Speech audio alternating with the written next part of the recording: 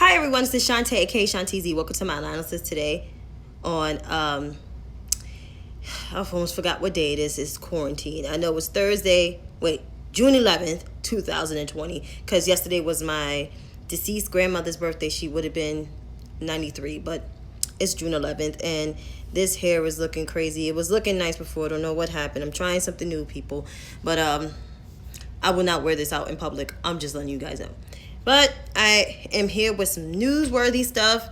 It's a jam-packed day, typically. But I got some financial news for you. So, because everybody that don't know that I have my business degree, my bachelor's degree. I concentrated in accounting, so I was always a numbers girl. So, just listen out for the numbers.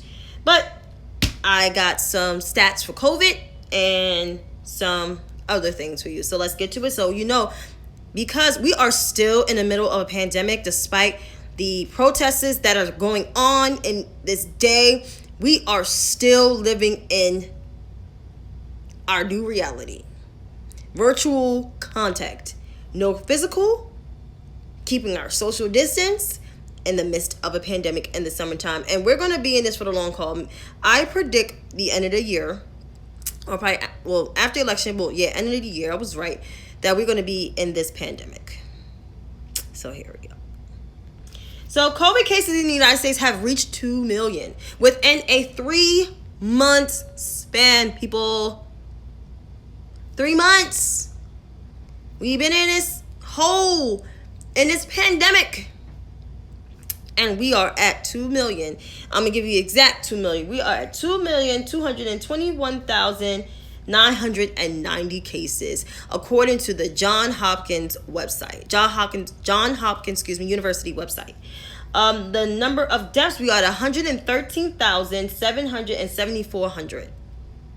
So day by day, people are dying. Cases are rising in 21 states, and that includes Florida, Nevada, Arizona, Texas, North Carolina, South Carolina, Kentucky, Missouri, Utah, what other state? And even Cali. So this is all based on reopening. So people are not following the metrics of it. You have to follow the metrics and the science of what's going on. And places like New York, who is beginning their reopening stages. But as you know, I've been telling people, we've been reopening by phases. By phase 1, phase 2. We're going by metrics. And the governor's actually following the CDC guidelines, even though the CDC contradicts their own guidelines. So that's where we are in the country.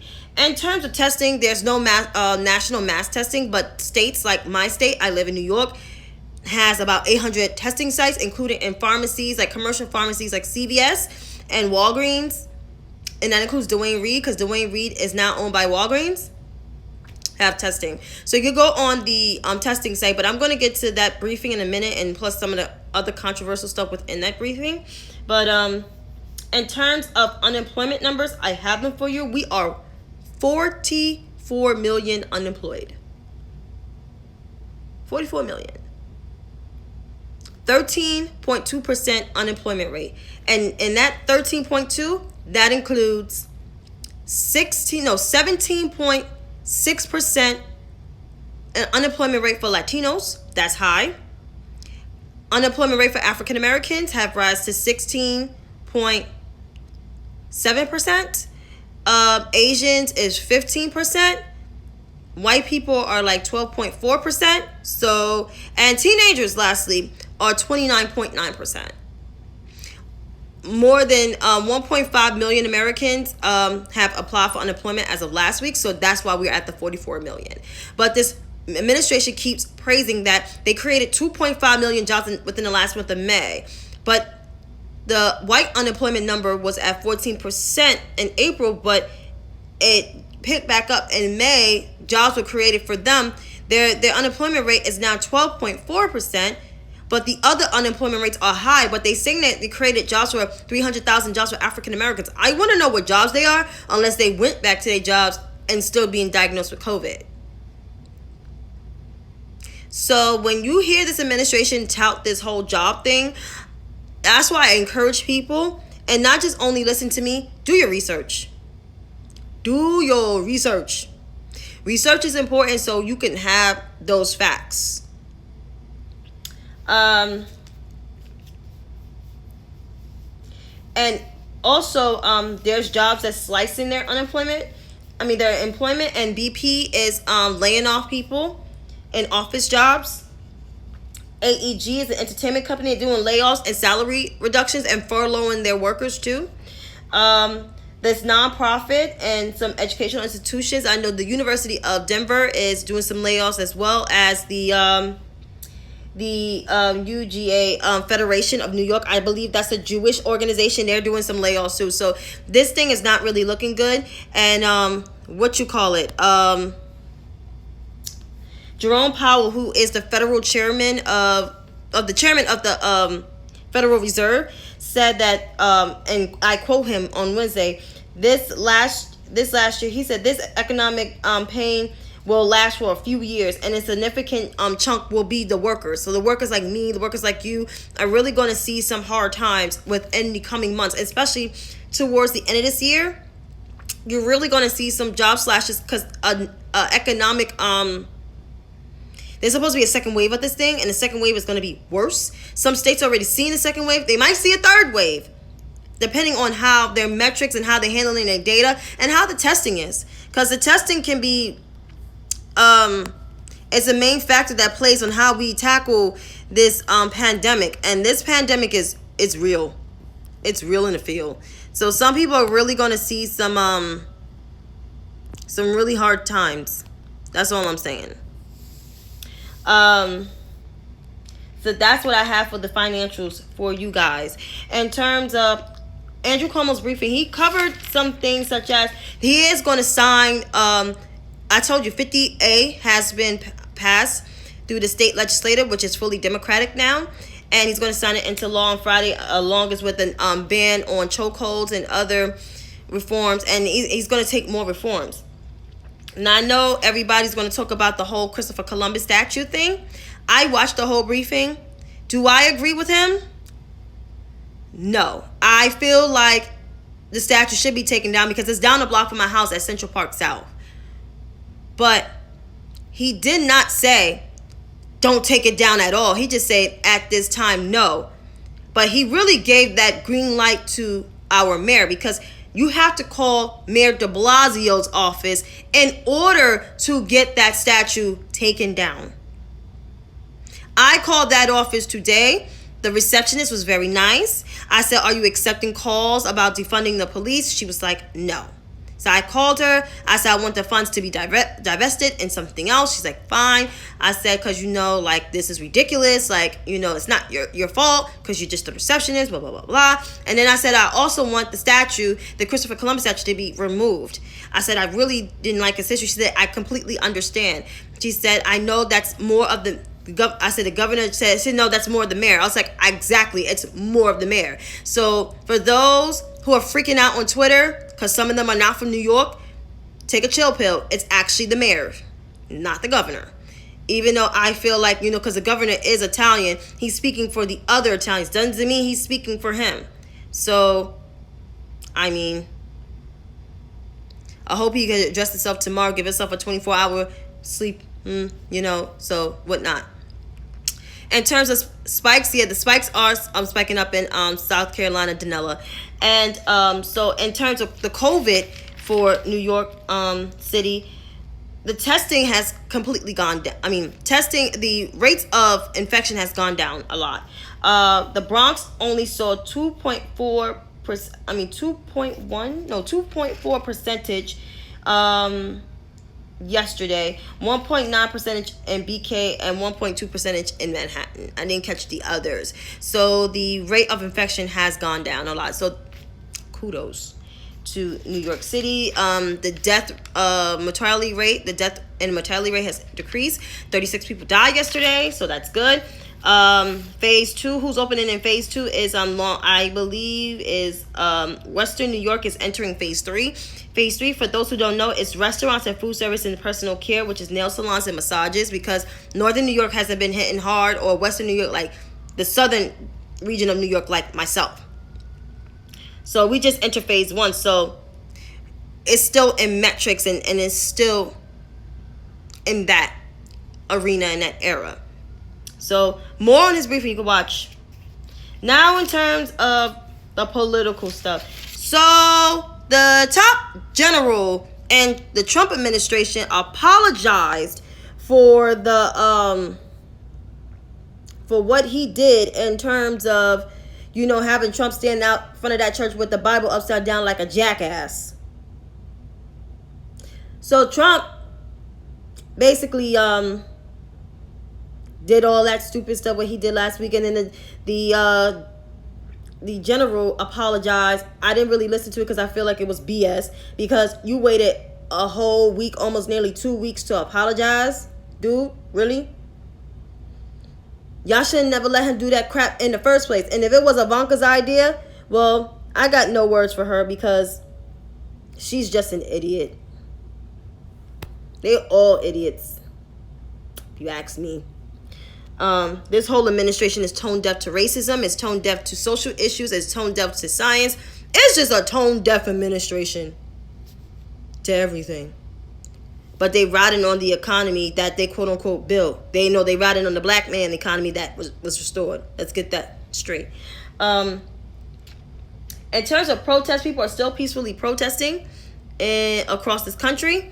There's some protesters here in New York, but you don't hear all the craziness that's going on, because changes are happening during these protests. It's a shame that people have to protest, burn shit down, and even loot. Even though, like I said, the looting has nothing to do with the protesting. As I said, I made a big distinction for change to happen, and change is continuing to happen. What change I want to see, besides, you know, the national bans on chokeholds and everything, and the policing, I want to see police unions to be totally broken up. I want to see these white men walked out one by one. I want to see Patrick Lynch, because I live in New York, gone. Ed Mullins, another one, gone. That guy in Minnesota, gone. You know, I want to see these police unions disband so much that they create a new union that does not have a budget, that they got to fundraise on their own, and are being held accountable. That's what I want to see. I don't know, everybody else got a different opinion. I respect different opinions, but that's what I want to see. I want to see those police unions to be disbanded, because they got to go. They're the ones that's holding up the reforms, the actual community policing. They are the reason why certain of these states, like my state and my city, has a large budget, more than the education budget, more than the human resource administration budget. For those who don't know what that human resource administration in New York is called, HRA. They have more than Housing Preservation and Development Department, also known as HPD, in New York City. They have too much money. So some of these folks, and they racist, they gotta go. Like my mom said, they gotta go. In terms of the statue removal, I already addressed the situation in New York, because I would like it to be removed, because we don't have that many crazy statues. We like that, only like 2 or 3 of them. But the Confederate statues, Nancy Pelosi called for it to be removed, and of course, you know who having a tizzy fit, because I'm about to get to his ass in a minute. But she called for it to be removed. Hopefully it's going to get passed in the House, but the Senate I'm worried about, because the Senate is worried about confirming judges and shutting down resolutions, and not realize these Confederate monuments been needed to go since the beginning of time. They should have never put these statues up, because who won the Civil War? The North. The South lost. And no offense to my Southern family, they know the history. They know they lost because the slaves were free. Not just only from the Civil War, but from Lincoln.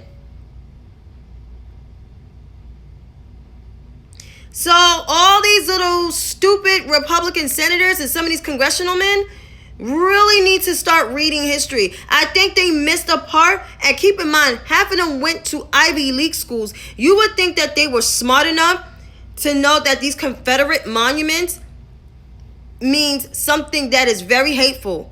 I heard they took down the Boston does, because remember the English people colonized Massachusetts, Connecticut, New Hampshire, and I believe Vermont, if I'm not mistaken. And read some history on the Boston Tea Party. Good. But they need to take them down. Take that down. Take it down. And of course, the white guilt. Now I saw a video on Twitter about white people addressing their own racism. I just feel like, where were you? Where were you when we were feeling oppressed? Where were you then? Why are you speaking up now? Why are you waiting until all this happened with George Floyd, Ahmaud Arbery, Breonna Taylor? Why are you waiting now? Why you didn't do it then? That's kind of whack. And yes, Chantel, we are still oppressed. I'm still oppressed. Sometimes at my last temp assignment, I was the only black woman in that office with a whole bunch of white privileged people.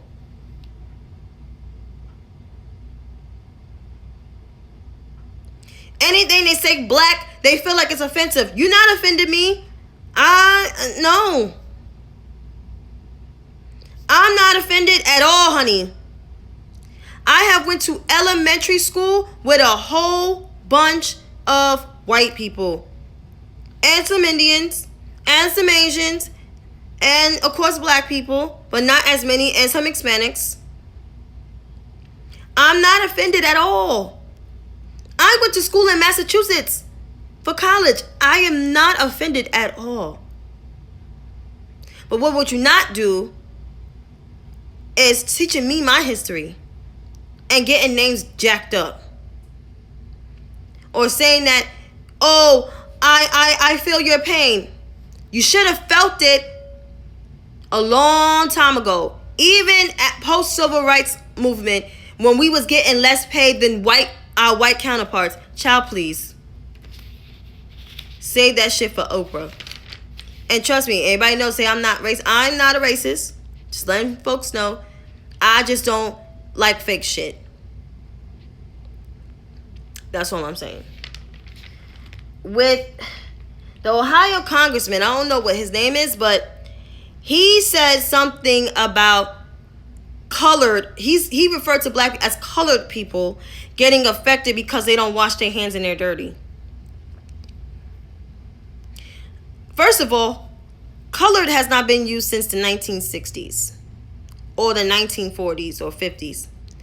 It's called black people. If you don't want to say African American, because some people don't define themselves as African American, just say black people.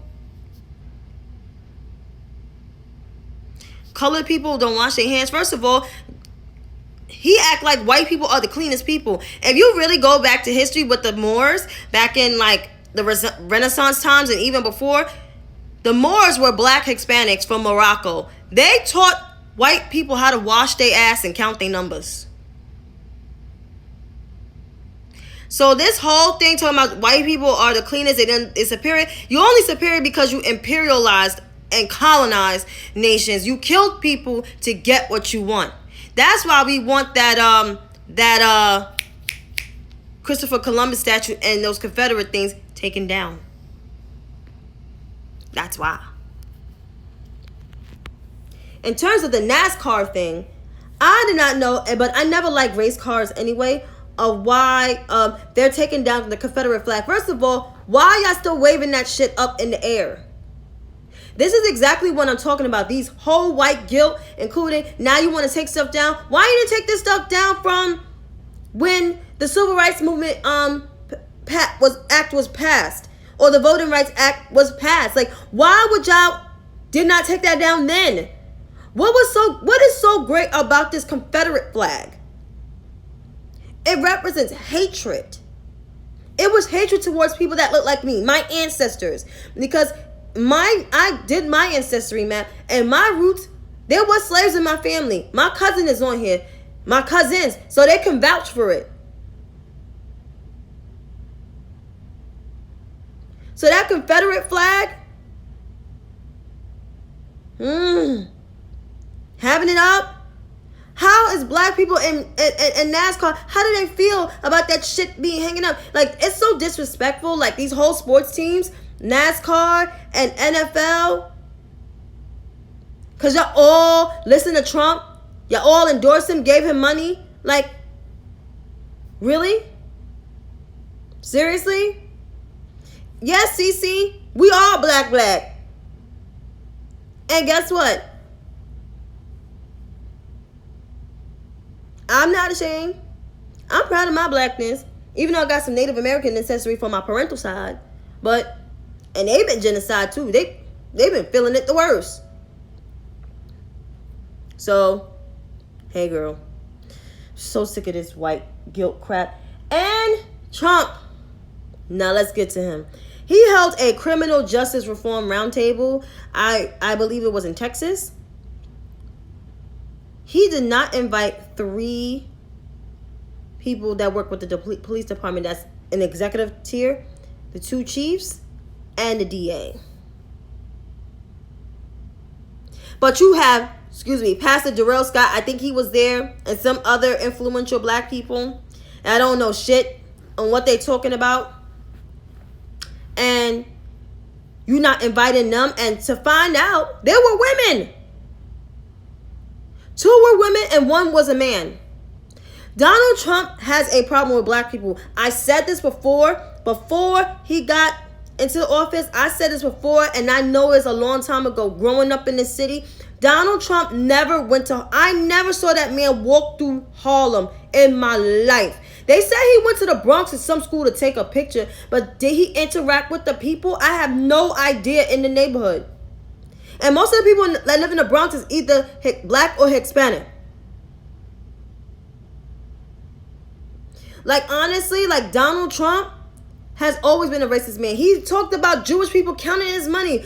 Jewish people that wear yarmulkes. When I was growing up, my sister and we walked through his buildings going towards the train station, because we would sometimes walk to get the express train to go home from school, and we saw black and Hispanic servicemen or white trash servicemen. This man don't care. We used to see cleaning people that were Hispanic or West Indian, I don't know, the other heritage, cleaning his hotels and shit. And that hotel, that dirty ass hotel, is still down the block because they ain't do no construction yet on that. No interior design. This here, honestly, like, Trump has always been racist. Now everybody is seeing his racism. New York warned you. Besides, they say Hillary warned you. New Yorkers warned you about electing this man. And he ran out of the city real quick because the AG was about to get that ass. Good. I'm glad. And I hope she continue to get him. And in this whole Juneteenth rally in Tulsa, not knowing in Tulsa which was the Black Wall Street in the 1920s, when the economy was booming, then before the crash, it was a race riot from white people because they did not want to see successful black people. It's almost like Rosewood back in Florida when white people attacked them because of some lie that some white woman made. I'm not trying to get into my feelings. I just feel like mostly white people have bad history, that their younger white ancestors to this day are like looking like, what the hell did my people do? Because They want to know what they people had done. Because they feel like they're getting everything back to them because of their white ancestors did X, Y, and Z. And I'm not saying all white people are bad, because I know some dope ass white people. Some of them I'm mad cool with, that I have conversations with and not scared to say black out their mouth. Or scared to go to the hood. But then you got people like Donald Trump who embolden these people, and the black enablers of white supremacy like Paris Denard and Candace Owens, which I'm about to get to, Brandon Tatum, Terrence K. Williams, Dan Bongino yesterday, and Katrina Pearson. Just complete buffoons. And Steve Cortez, who is Hispanic, he another one too. So we got to hold these feet, like my father said to me in a conversation today, we got to hold these people accountable for their enabling of white supremacy.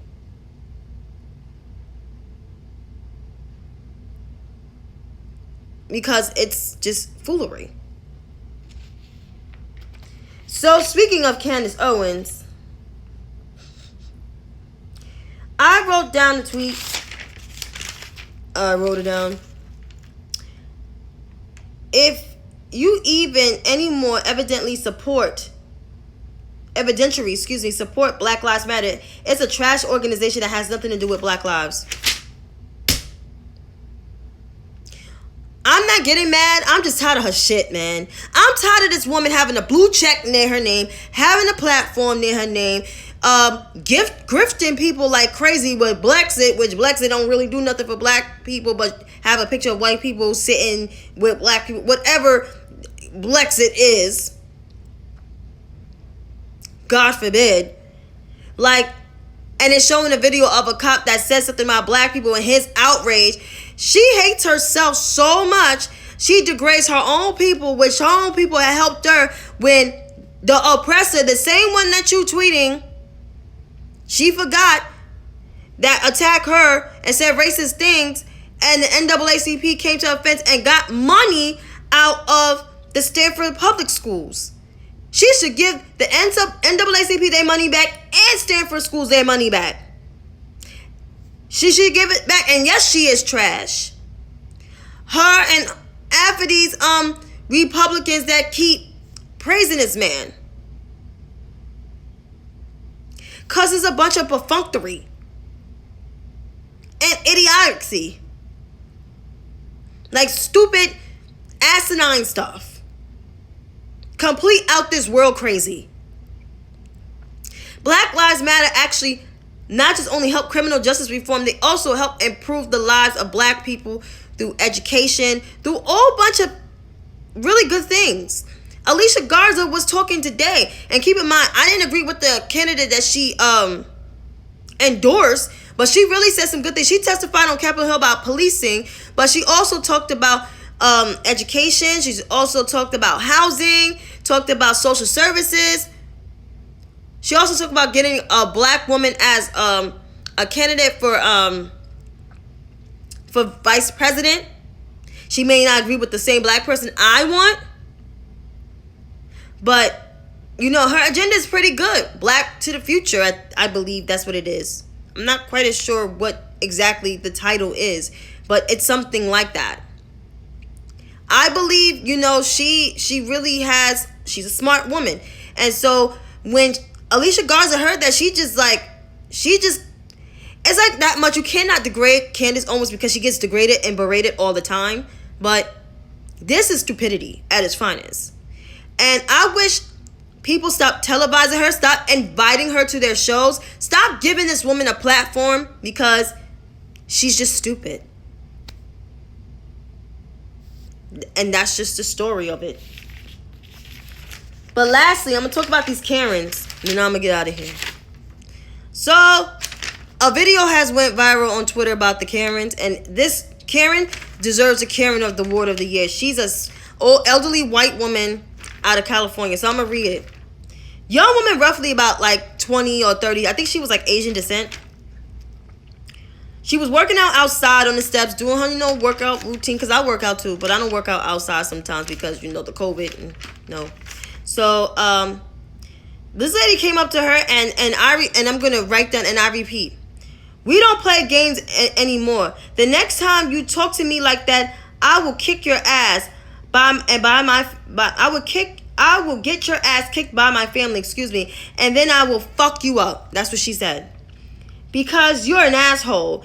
You have the whole stairs to yourself. Why don't you go to a gym? Because gyms are closed. And not just for you. You get fucked up.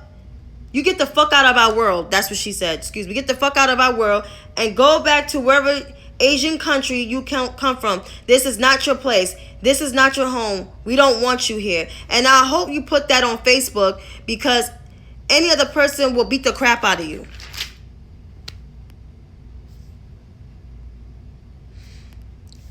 They found the right one because Asians are not violent.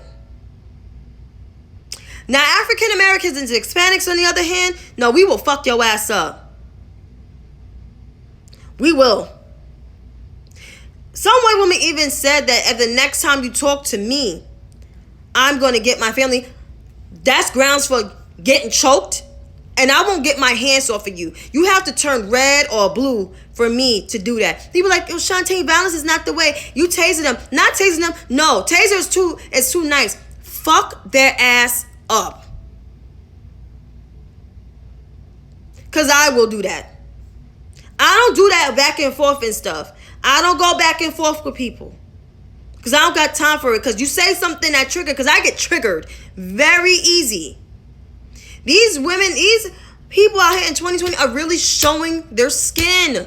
They're showing their ass. And it's crazy. And now that they feel like they're about to be the minority. Guess how being the minority is? Because now black and brown people are really populating the world. And they say by 2024 or 2030, it's going to be more black people than white people. Duh. And to be quite frank, there's white people that are now in interracial relationships with black people, with Asian people, with Indian people.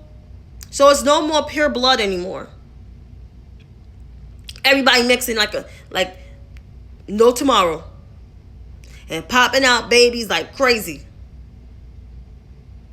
So this white lady is the Karen. You gotta watch the video because she deserves Karen of the year. But as I get out of this whole thing, all this analysis I'm making, this is what happens when you sit out elections. When you sit out elections, this is the kind of shit that we go through. You get an asshole that speaks like a third grader as a president.